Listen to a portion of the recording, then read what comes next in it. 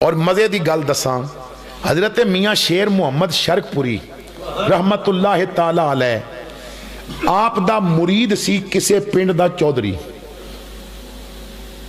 ते उस इलाके विच चौधरियां दे घर जेड़े बंदे कम करते हैं उन्होंने कमी किया जाता सी। इस इलाके विच भी अक्सर कमी किया जाता है। फौतगी ते या शादियां ते जो घरां विच कम करते हैं, बर्तन धोंदे ने, हांडियां पकाते हैं, उन्होंने कमी किया जाता है। ते चौधरी साहब चल पे पीर साहब नूं मिलन वास्ते शरकपुर, ते कमी नाल ते रस्ते च कहंदे ने मेरी गल सुन गौर नाल। वो पीर साडा बड़ा लजपाल ते सारियां नूं इक ही दस्तरखान ते बिठा के खवांदा है। मैं चौधरी ते तू कमी, ते इतना याद रखी बा उन्हां पाना ते सानू एक ही दस्तरखान ते मेरे नाल ना बवी। तू थले बह के खाना, मैं पलंग ते बह के खाना, तेरा मेरा जोड़ केड़ा है? उन्हें आखिया जी बिल्कुल ठीक है चौधरी साहब।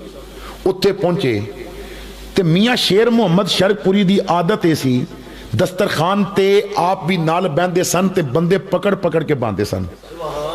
ते आपने पाया सब नूं ते चौधरी नूं बिठा के ना ते उहदे कमी नूं पकड़ के नाल पाया।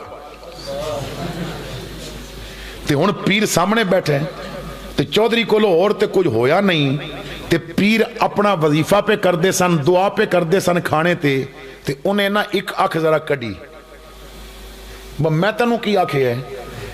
ते कमी ने सालन पाया प्लेट में ते रोटी पकड़ी ते उठ के पीछे चला गया। ते मियाँ शेर मुहम्मद शरकपुरी ने फरमाया तू पीछे क्यों चला गया है?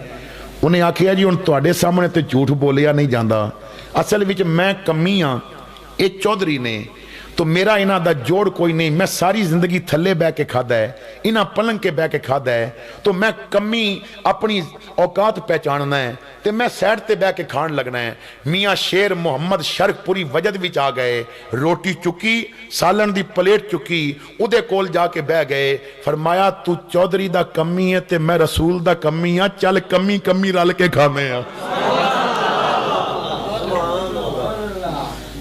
तू किसे दा कमी है, मैं अपने नबी दा कमी हाँ, चल नौकर नौकर रल के खाने हैं। तो ये तरीके मेरे मुस्तफा दे नहीं जो अज बन चुके हैं।